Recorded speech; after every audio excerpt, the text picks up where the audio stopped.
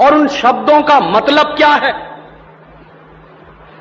जन गण मन अधिनायक जय हे, हिंदुस्तान की जनता के मनों के अधिनायक तुम्हारी जय हो,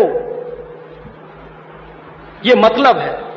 जन गण मन अधिनायक जय है माने जॉर्ज पंचम तुम हिंदुस्तान की जनता के मनों के, जनता के गणों के अधिनायक हो, सुपर बॉस हो, इसलिए तुम्हारी जय हो। ये रविन्द्रनाथ टैगोर गा रहे हैं।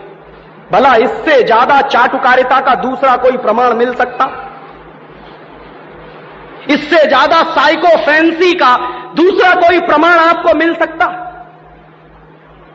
और दूसरी लाइन है, जनगण मन अधिनायक जय है, भारत भाग्य विधाता, माने तुम भारत के भाग्य विधाता हो, माने हमारा भाग्य तुम लिख रहे हो। यह तो कोई भगवान से भी नहीं कहता है। लेकिन रविन्द्रनाथ टैगोर ने तो हिंदुस्तान के साम्राज्यवादी राजा का प्रतीक जो जॉर्ज पंचम था, उसको भगवान से भी ऊपर रख दिया था कि तुम तो भारत के भाग्य विधाता हो। पंजाब सिंध गुजरात मराठा द्राविड़ उत्कल बंग, विंध्य हिमाचल यमुना जंगा, उच्छल जलधि तिरंग, तब शुभ नामे जागे, तब शुभ आशीष मांगे। माने पंजाब सिंध गुजरात मराठा द्राविड़ उत्कल बंग, ये सारा हिंदुस्तानी इलाका तुम्हारे लिए आशीष मांग रहा है, तब शुभ आशीष मांगे। तुम्हारी भलाई की प्रार्थना कर रहा है। ये पूरा हिंदुस्तान जो अंग्रेजों की गुलामी में सिसक रहा था, उसको रविन्द्रनाथ टैगोर लिख रहे हैं कि ये सारा का सारा हिंदुस्तान तुम्हारे लिए आशीष मांग रहा है,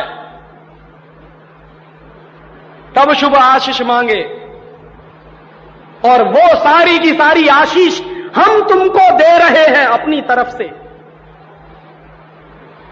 और अंत में जनगण मंगलदायक जय है, भारत भाग्य विधाता, वही भारत के भाग्य विधाता तुम्हारा मंगल हो, तुम्हारा कल्याण हो। माने जो हमको गुलाम बनाने के लिए आए हैं, उनकी चाटुकारिता में कोई आदमी कितना बिच सकता है, इसका यह निकृष्ट नमूना है। और अंत में वो कह रहे हैं कि जय है जय है जय है, माने तुम्हारी ही जय है, तुम्हारी ही जय है, तुम्हारी ही जय है। ऐसा गुलामी का प्रतीक गीत ये गुलामी के दिनों में गाया गया एक ऐसे हिंदुस्तानी की तरफ से जिसको शायद आप बड़े श्रद्धा की नजर से देखते हैं। और ये गीत जब गा दिया था उन्होंने और चरणों में बिछ गए थे रविन्द्रनाथ टैगोर, तब अंग्रेजों ने उनको नोबेल प्राइज दिलवा दिया था पुरस्कार के रूप में। रविन्द्रनाथ टैगोर को ऐसे ही नोबेल प्राइज नहीं मिला था। अंग्रेजों ने कुछ नियम बनाए थे, कुछ परंपराएं बनाई थी। और अंग्रेजों के नियम क्या थे? जो अंग्रेजों की जितनी ज्यादा चाटुकारिता करे, जो अंग्रेजों के जितने ज्यादा पैर चाटे, उसी को अंग्रेजी सरकार राय बहादुर का खिताब देती थी।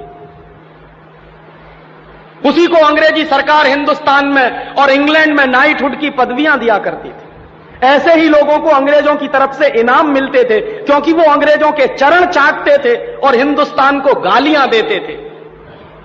और ऐसे चरण चाटू लोग आपने नाम सुना है, हिंदुस्तान के राजाओं के दरबार में कुछ चारण और भाट हुआ करते थे। वो चारण और भाट क्या करते थे? राजा चाहे जितना गंदा हो, चाहे जितना बदमाश हो, चाहे जितना लफंगा हो, लुच्चा हो, वो चारण और भाट हमेशा राजा की प्रशंसा ही करते थे। बदले में राजा उनको कुछ इनाम बांटता था। ऐसे चारण भाटों का खानदान है ये टैगोर खानदान, जिन्होंने ये गीत लिखा है। और मेरा अंदर से रोम रोम कांप जाता है जब कोई मुझे कहता है कि राजीव भाई जनगण मन गाइए। क्यों गाएं? हिंदुस्तान का गीत नहीं है जनगण मन अधिनायक जय। हिंदुस्तान का गीत तो वंदे मातरम रहा है।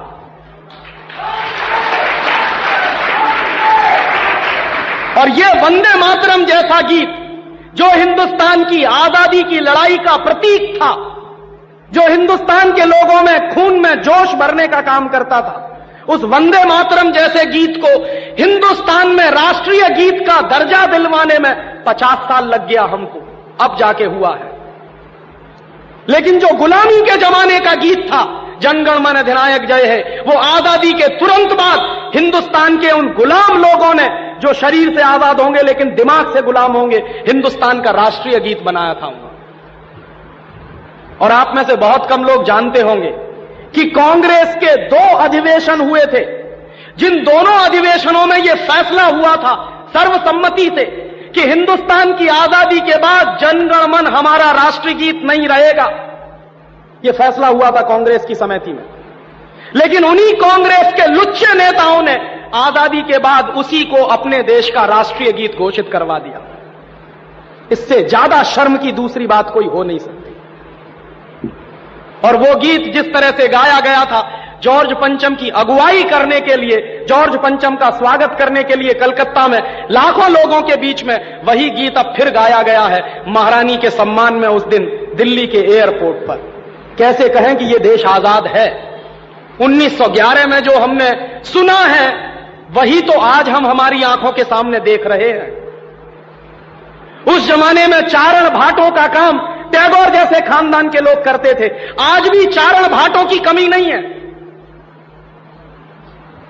जो रात दिन महारानी के सम्मान में कविताएं लिख रहे हैं, लेख लिख रहे हैं। मैं तो पिछले 6 दिनों से अखबार पढ़ रहा हूं। इस देश में ऐसे लोगों की कमी नहीं है जो अंग्रेजों के समर्थन में, रानी के समर्थन में अपनी लेखनी घिसे चले जा रहे हैं, इसी उम्मीद में कि शायद फिर से अंग्रेजों की दया दृष्टि हो जाए तो हमको भी कोई नोबेल प्राइज मिल जाए या राय बहादुर का खिताब मिल जाए। ये देश के राष्ट्रीय अपमान का विषय है और इसलिए पिछले 1 हफ्ते से मैं बहुत दुखी हूं।